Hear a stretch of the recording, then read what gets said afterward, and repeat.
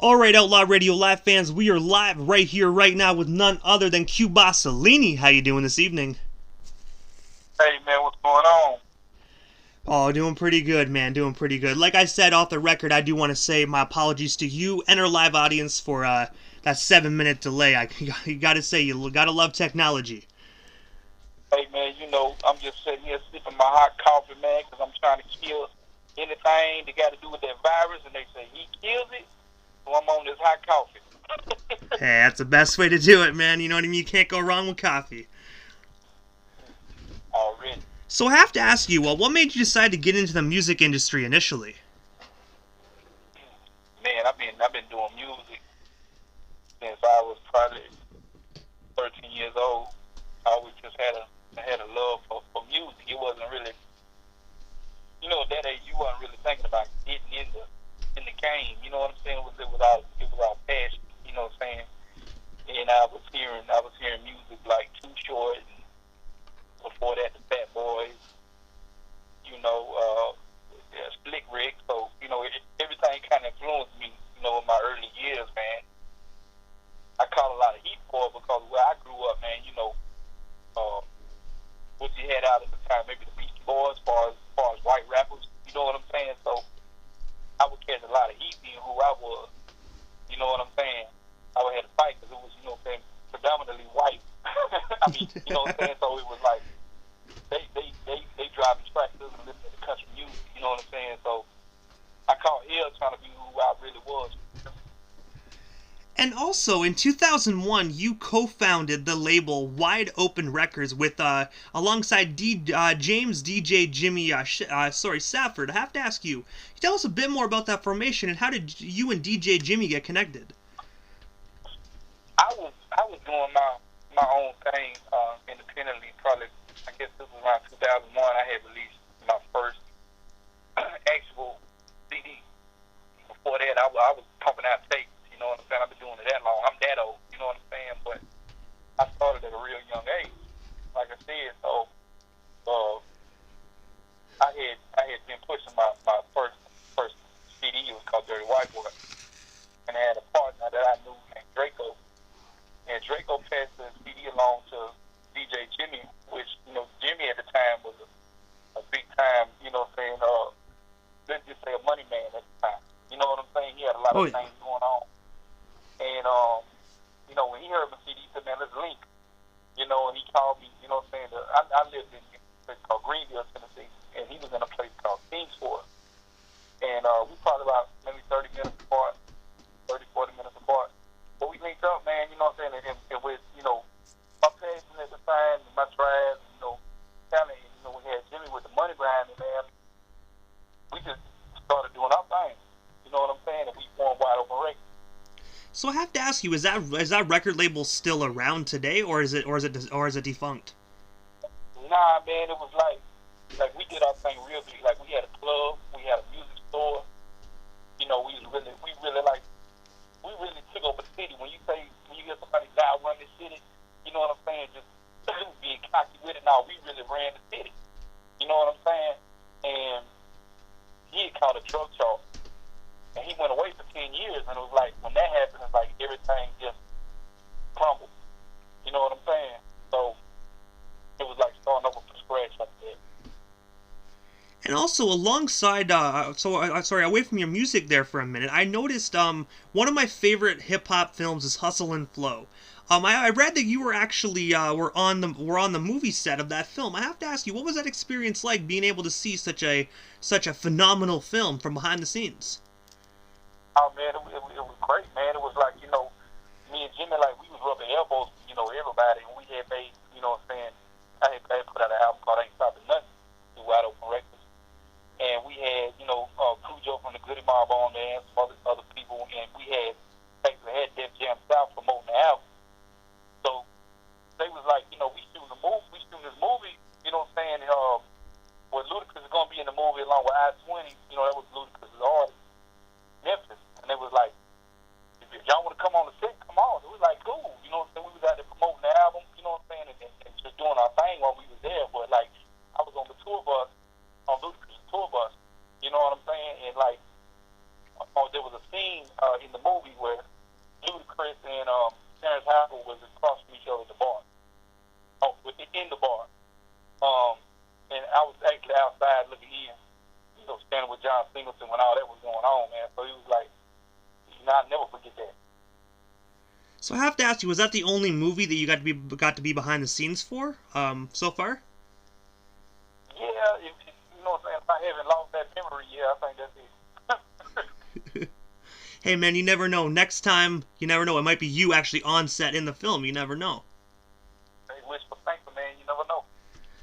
And also, you are the CEO of the newly formed Southern Division of Thug World Music Group called Thug World South. I have to ask you, tell us a bit more about the story behind that amazing creation. Well, I had got signed to Spice One, the legendary Spice One, man. It don't get no better than. Oh, most definitely not. Next to Tupac, he's the best to me, But I grew up on Spice One. I always felt like I knew him through his music. So being signed to him, I think it was 2017 or 2018 when I signed to him. And we like when I came on board, he really didn't know a whole lot about running the label. He knew about the business, but his whole career, he was just an artist. So when I came, I expect, okay, he gonna take me, he gonna do this, he gonna do that. But he really didn't actually know what to do. He was just like, man, I want you to be my first artist. But we kind of just helped each other. You know what I'm saying? So at that point, he was like, you know what? You got a lot of talent out there in the South, man. Why don't we just, expand this? And this was later on down the road, like I think a year later. And we opened up, started the Thug World South. And I put a couple artists up on the beat, man. So, it's just same way, Def Jam South did it, you know what I'm saying? We just rocking it out, man, any way we can. And I have to ask you, from the very beginning, man, how did you and Spice One get connected? And I have to ask you, when you were growing up, obviously listening to hip hop, like, was Spice One of your absolute favorites? And if so, like, how does it feel actually being able to work alongside one of your childhood heroes? Yeah, man. I mean, like I said, he was one of my favorites next to Tupac. You know what I'm saying? Like the South, man. Like down here in the South, man. We kind of grew up on the West Coast. On West Coast music. So Tupac is my favorite artist. You know what I'm saying? The Spice One is right up to him. But like I actually was working on my album, and I reached out to Spice for a feature. Now we fast forward like years later after the Wide Open shit. You know what I'm saying? I'm on my own. You know what I'm saying? DJ Jimmy's locked up. So this was probably 2017. I was working on my album, and I reached out for a feature. He gave me a price. You know what I'm saying? After he heard my music, we did a song called Strap. He was like, man, look, keep your money, man. Be my first artist. And like, let's do it. So yeah, man, that was crazy for me, man. Because like I said, I feel like I knew him all my life, and for him to put me under his wing, it meant a lot to me. And I have to say, man, if you actually impress Spice One, you're doing something right. Yeah, and it was like, I took a lot of heat from it. Well, he took a lot of heat from it because we would see negative comments saying, you sign somebody, he ain't even a West Coast artist, he's from Tennessee, or he a white boy, you know what I'm saying? So we both caught a lot of heat from him, man. Like, fuck that, man. You know what I'm saying? We just gonna do what we do and what makes us happy. And we gonna shock the world. And also, after 8 months of being signed to Thug World Music Group, Spice One actually made you the vice president of the company. I have to ask you, what made Spice decide to give you the vice presidency ship, like, after such a short period of time? Well, like I say, going back to when you first signed me, the things that I already knew from, running Wide Open with DJ Jimmy, Spice wasn't actually there yet because he was just, he always had somebody handling that stuff for him. So he didn't really have the knowledge of running a record label, all the ins and outs. So I already knew that shit. So when it's like, okay, damn, Spice, what you gonna do? What you gonna? And it was just like, he didn't really know where to go. But I said, okay, you know what? I'm gonna do that. I'm gonna make a call. I'm gonna make this happen. And so when he saw me executing all these moves, he was like,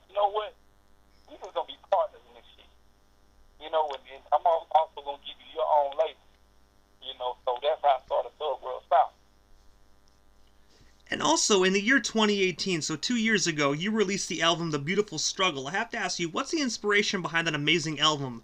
And also, where can our listeners buy or stream themselves a copy of that record? The album is everywhere.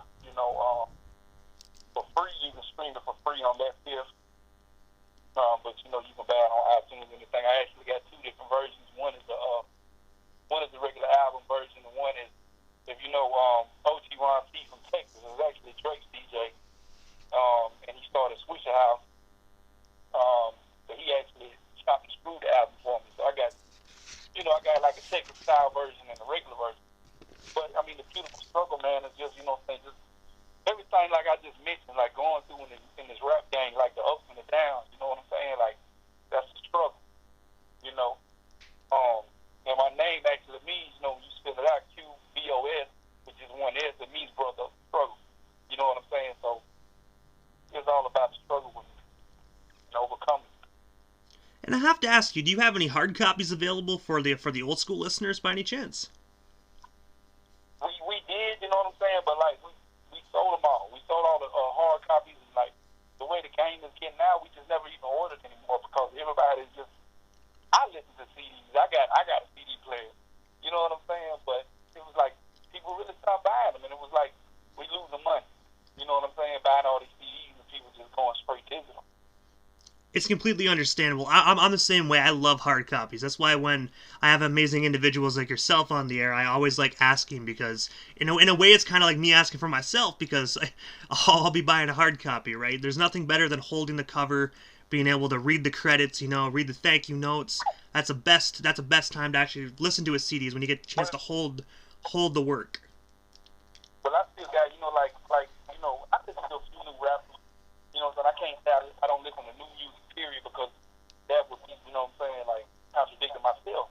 Because I put out new music. I can't say I don't listen to everybody, and then not expect them to listen to me. But then I got a 500 disc, keeper in here, and I listen to all the old 90s and everything like that. That's what I'm on. You know what I'm saying? That's what keeps me going. It's hard for me to get into this new music. You know what I'm saying? But there's still a few of them out there that I'll check out and bump. But definitely got to have a CD player, man. Because like when I mix a song, you know what I'm saying? I'll burn it on CD and I run out of the car and I listen to it to make sure all the levels is right. And also, you have had the opportunity to work with the legendary Lazy Bone of the Bone Thugs and Harmony. I have to ask you, what was it like actually working with Lazy Bone, and how did you both get connected? Man, like Bone is another influence for me, man. It was like when I came in, you know what I'm saying? Like I was blessed because everything I was like having to pay for before, you know what I'm saying, just to get in the magazines or commercials or features, I was having to pay. Like once I got with Spice, man, it's like everybody was showing me love. You know what I'm saying? So I haven't had to pay for a feature since I've been with Spice, man. Everybody just been, doing it off GP. And for Lazy, you know what I'm saying, to say, hey man, I want to jump on this song, which is actually me, him, and my artist Boss Forever. It's on Love World South. And the song's called Day by Day, and the video is actually coming out soon, man. But I mean, it was a blessing, man. And also, I actually noticed you had the opportunity of doing a song with the legendary X-Rated. And this is a personal question to you because I grew up loving X-Rated, man. I have to ask you, what is X-Rated like as a person, like behind the cameras? I haven't never spoken to X-Rated, man. I didn't know anything about that. Oh, really? I saw a video on you on YouTube, sorry, of X-Rated and and Bosilini. Nah, it wasn't me. Somebody jacking the name, man. It wasn't. Well, like they say, you know what I mean? It's best to ask the source rather than go on the internet, Yeah. Like me and Brother Lynch, as far as close to X-Rated, me and Brother Lynch have one that I haven't released yet. And also, I saw on Facebook that you have a new single dropping soon called Saxy. I have to ask you, what's the inspiration behind that song, and when can we expect the release of that track? Man, my artist Boss Forever, man, he's a genius, man. He's an engineer, he's a producer, writer, singer, man, rapper. He actually came up with the whole concept for the Sexy song. And because we was sitting there thinking, okay, man, look, we looking at the demographics and was like, dudes they ain't really buying music and listening to music like that no more. Like, the females are the ones that's buying the music, so we need to target these females and get something they gonna play. So he came up with that, and we was like, man, who better to put on as a feature than Ball Greasy? You know what I'm saying, out of Florida. You know, Ball Greasy was on Living My Best Life with Lil Duval and Stu. So we sent the record to Ball Greasy, and Ball was like, yeah, man. He was like, let's do it. So I'm gonna drop that single. Actually comes out May the 6th.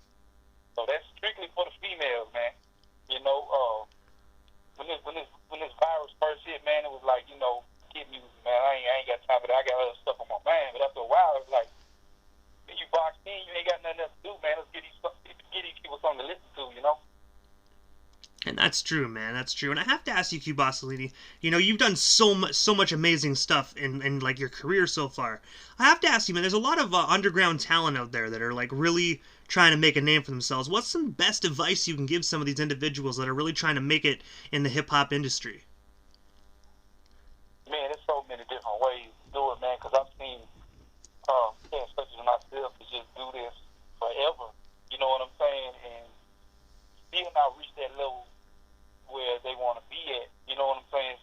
Like for the underground, I'm well known, but like I still haven't got to that point where I'm just straight. Then I've seen cats that's 17, 19 years old, get $1 million deals. You know what I'm saying? So a lot of people say it can't happen overnight, but it can for some people. It's all about just how you hustle with it. It only takes one song, man. If you notice, people ain't really putting out albums no more. You can do one song, one single, and blow up and eat good off shows, for a long time, just off that one single. So, just consistency, man. That's all it's about, just consistency, man. And I hate to say it, a gimmick sometimes, So I have to ask you, QBosilini, other than your single that's dropping soon, I have to ask you, what's next for you? What is next on the horizon for the legendary QBosilini? I'm just, I'm pushing these artists on my label, Thug World South, and also Thug World Music Group. Me and Spice, we pushing all the artists. I'm gonna be dropping singles, all year, unless the world ends. But man, you might get another album out of it, man. You know what I'm saying? Before the year's over with, man. Because like I said, I'm locked in the dungeon working, man, while all this is going on. But stay tuned for that sexy single on March 6th. And then I got another one coming right after that, a couple weeks after that, called Wanna Be Loved. So I also just did a Tupac the remix of Picture Me Rolling. You know what I'm saying? But mine's called Can't Picture Me Folded. So stay tuned for that one too, man. I put a little clip of it on my Instagram. So, there's some heat. I got some heat coming. Oh, most definitely. At the end of the day, COVID-19 is breaking a lot of people down, but at least individuals like yourself that has a studio at home, you can just put in mad work, you know what I mean? When this is all over, QBosilini might have like 4 or 5 albums just in the vault laying there. Man, you never know, man, because like I said, a month ago, I was like, hit music, man, that's the last thing on my mind right now. But, it hit me. Like, when it hits you, man, when the mojo hits you, man, you got to run with it, man. You can't let it go to waste. Oh, most definitely. There's only so many movies on Netflix you can really sit back and watch as well. Man, hey, I'm done with Netflix. I'm done with Netflix, man. So this is the time in the interview queue that I give a chance for the individual that comes on the station, just a chance to give shoutouts to whomever they want to give shoutouts to, and also your social media handles. Is that way our listeners can give you a follow if they're not already doing so. But my social media is at QBosilini. That's QBosilini. You can find me, on Twitter, Facebook, or Instagram. As far as just giving everybody a shout out, man, I don't want to leave nobody out. I ain't gonna give no individual shout out. I'm gonna say check out the Thug World Music Group page. That's on Instagram and Thug World MG. And you can see all the artists on there, man. You know what I'm saying? But we gonna stay pumping and putting out good music, man. You know what I'm saying? Most definitely. And you know what? I'm looking forward to all your new projects, especially that Tupac remix. You know what I mean? And I heard that little clip, and it sounds like it's coming along very well. Oh yeah, yeah. Stay tuned for the video with Lazy Bone as well, man. You know, the video coming soon. Do you know when that video is actually dropping? Nah, man. We still got some touching up to do on it, man. So we just been trying to build up the anticipation on it. Hey, well, everyone that's listening, make sure you subscribe to QBosilini. Hit that bell so you get notified once that video drops. Oh yeah. So I gotta say, Q, thank you so much for coming up on Outlaw Radio Live. It was an absolute honor and most definitely a privilege, man. You have yourself a wonderful night and most definitely stay safe during this pandemic. Hey man, I appreciate you having me, man. You are most certainly welcome, man. Have yourself a wonderful night and thank you so much again.